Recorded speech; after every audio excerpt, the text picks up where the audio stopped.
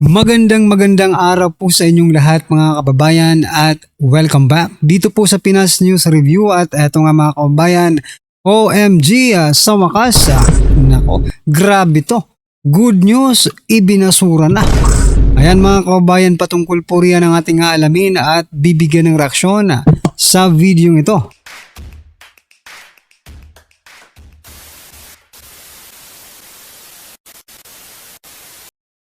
So yan mga kababayan at eto nga, wag na po natin patagalin. Eto, bigyan po natin ng reaksyon ang balita patungkol po dito kay Vice President Sara Duterte at dito po, no? Kay John Vic Rimulya, kay SILJ John Vic Rimulya. Ayan mga kababayan, bago po natin simulan to, palike naman po at pasubscribe mga kababayan. Maraming salamat po. At eto nga, no, ang balita patungkol po kay Vice President Sara Duterte. Korte Suprema or Supreme Court pinagtibay ang desisyong labag sa konstitusyon ang impeachment versus BP Sara. Ayan nagdesisyon na po ang Korte Suprema mga kababayan, di ba? Tinanggihan ng kataas-taasang hukuman ang motion for reconsideration ng Kamara na humihiling na baliktarin ang desisyon or desisyong inilabas noong July 25, 2025 kung saan idiniklarang labag sa konstitusyon ang article of impeachment laban kay Vice President Sara Duterte. Palakpakan po natin. So ayan, hindi po nagbago ang kanilang desisyon at sinasabi nga na ito ay labag sa konstitusyon. Nako, mga kababayan, napakalaki po nitong kahihiyan, no? Napakalaki po nitong kahihiyan para po dito sa House of Representatives, no? Isipin mo sila pong mga mambabatas, okay? Pag sinabi natin mga mambabatas, sila po yung mga taong gumagawa ng batas para sa lahat sana, no? Para sa ating lahat, no? Para tayo po ay maging organized, di ba? At para maging law-abiding citizen, okay? Pero sila po ang number one mga kababayan na lumalabag sa konstitusyon. Ito po ang patunay mga kababayan na mismong House of Representatives, yung mga mambabatas mismo, yung mga congressman mismo ay lumabag mga kababayan sa batas or sa ating konstitusyon. Ayon po yan dito po sa Supreme Court. Ayan. So ngayon, wala na silang pag-asa mga kababayan. Okay? Ang pag-asa na lang nila kung maghain ulit sila ng impeachment complaint, no? Pero yung nakaraan sa 19th Congress, mga kababayan, wala na po yun, no? Basurang-basura na po. Tulad ng mga basurang impeachment na kanilang ganun din no? Yung impeachment nila noon, ganun din yung impeachment article yata no? Diba yung impeachment article nila noon, ngayon din nila gagamitin to impeach Vice President Sara Duterte, no? So anyway, I think naman hindi po sila magtatagumpay. Alright, at eto pasadahan naman po natin itong pero eto no, nagsalita po ang House of Representatives, no, bago natin birahin banatan si John Vic Rimulya. Eto, sabi po dito, House Speaker D sa Supreme Court decision, okay? Kinikilala ng Kamara ang desisyon ng Korte Suprema kaugnay sa articles of impeachment laban kay Vice President Sara Duterte. Ayon po yan kay House Speaker Bogie D. Ang impeachment ay isa, ayan, no? Yan nga po mga kababayan, no? So, kinikilala nila, ibig sabihin, they will respect, no? Talagang i-respeto nyo yan, Supreme Court na yan, di ba? Pwede bang hindi nyo yan i-respeto? Kailangan talaga. Wala talaga kayong magagawa, House of Representatives, kung di i-respeto at ipatupad ang desisyon ng Supreme Court, no? So, this is not a news, no?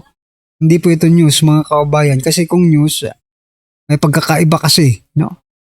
So ito, mukhang ano lang to, pakitang tao na lang ito nila mga kababayan. Pakitang tao na lang po ito ng House of Representatives para sabihin na sila po ay sumusunod sa Supreme Court. Alright?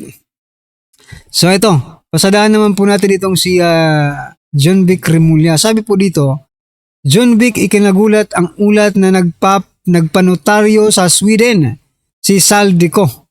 Nagulat nga, sabi niya, nagulat nga kami. Kasi naman yung lugar nila, gated community. Madali tumakas rin doon eh. Kung magtatago ka sa kotse. Aba. Alam na alam talaga ni Alam na alam na ni John Vic Remulla ang pasikot-sikot doon sa pinagtataguan ni Saldico. Eto mga kababayan, no? Parang niloloko tayo ng mga ito. Kasi nung panahong hindi nahahanap si Saldico, gustong-gusto nilang hanapin nasaan ka na Saldico, huhulihin ka namin kahit nasaan ka pa man. Ngayon mga kababayan, alam na po pala nila kung nasaan si Saldico, bakit hindi pa nila damputin? Diba?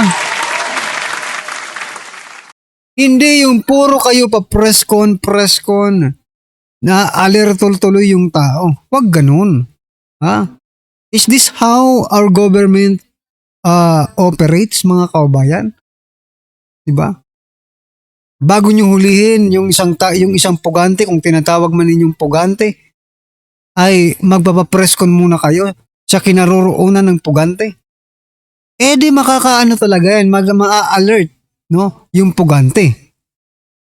Ano ba yan? Hindi pa presidente itong si John Vic Remulla. Palpak na. May plano pa namang maging presidente ito. Di ba? May plano pong maging presidente si John Vic Remulla, mga kababayan.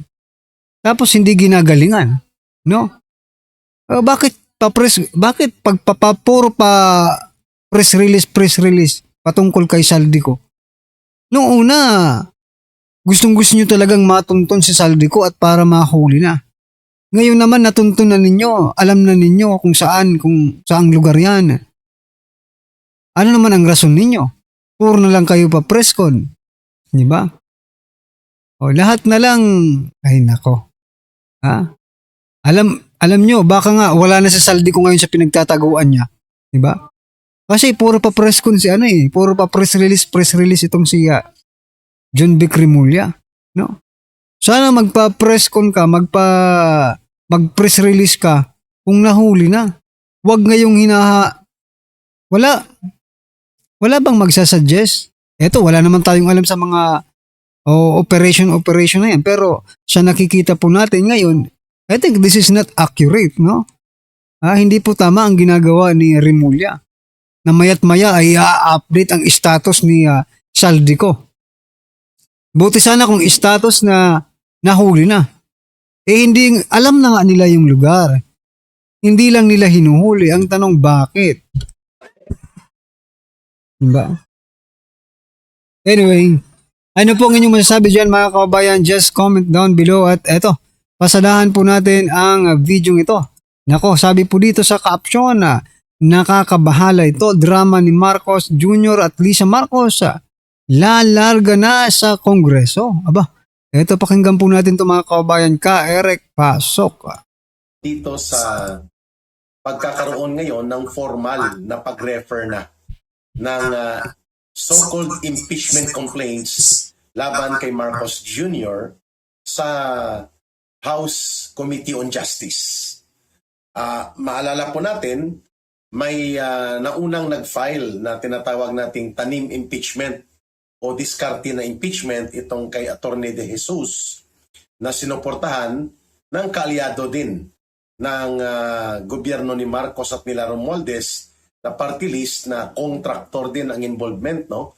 Itong Pusong Pinoy Party List na binanggit ko na sa nauna kong video na ito ay ginagamit ng mga Garcia sa Bataan, nakaalyado din nila Marcos, na ang gobernador ngayon dyan ay, kung hindi ko nagkakamali, si Abet Garcia o si Jopet Garcia, magkapatid yan, you know? At ang totoong nasa likod nitong Pusong Pinoy Party List ay ang sinasabi pong paboritong anak na babae ni Ramon Ang, according to reports na ating nakukuha na pumapasok po na mga impormasyon kay Ka-Eric. At ito namang certain Attorney De Jesus ay malinaw po na konektado din sa mga ilang operations sa pagtuturo ng mga ilang informante like si Congressman Igay Erese ng Caloocan, na sinabi niya na abogado ito na hawak ni Lisa Araneta, itong si Attorney De Jesus, na siyang complainant doon sa unang tinatawag na tanim impeachment. At ang pangalawa, tinanggap din po kanina, sabi sa balita, ng galing sa House of Representatives ng office ni Cheloy Garafil, itong tinatawag na second impeachment ng mga kaalyado nito ni Marcos, subalit mukhang dumidistansya na para maghugas kamay at magbuo ng sarili nilang diskarte din na kunwari ay tagapagsalba sila ng mamamayan. Itong Kamatayan Party List, Makabayan Kamatayan CPP. Ito po ang pangalawang impeachment complaint na tinanggap din ng House Secretary General's Office under kay Cheloy Garafil.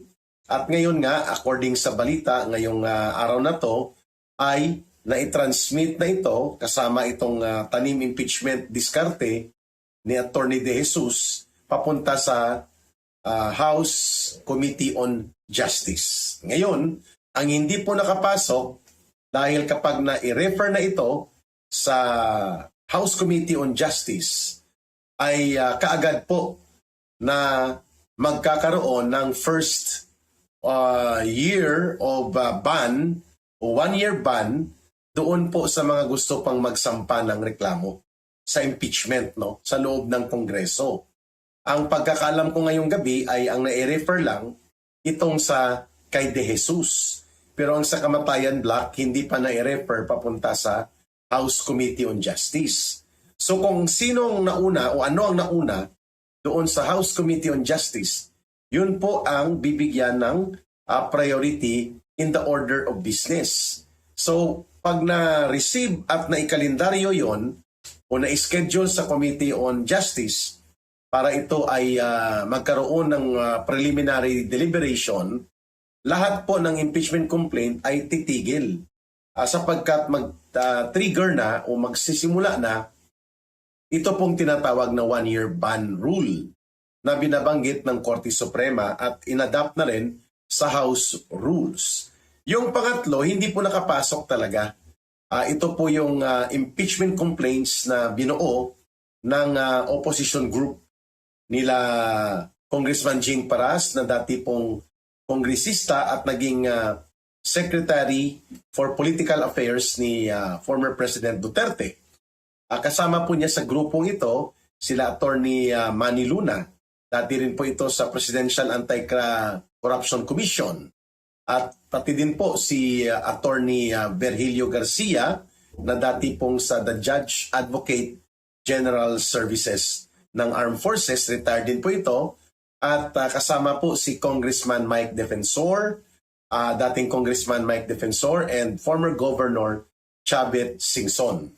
Ito po yung seryoso at may mabigat na mga ebidensya at mayroon pong kapanipaniwala at may antas po ng seryoso na epekto kapag ito ang pumasok sana na impeachment complaints. Subalit hindi po ito naihabol sapagkat tineknikal po noong nakaraang I think Friday or Thursday, hindi po nagpakita sa kanyang opisina itong si Cheloy Garafil at ang mga staff niya, including ang deputy niya, ayaw pong tanggapin itong impeachment complaint ng Kamatayan Black Party List at ng grupo po nila former Congressman Mike Defensor, Congressman Jing Paras, and nila Governor Chavit Singson.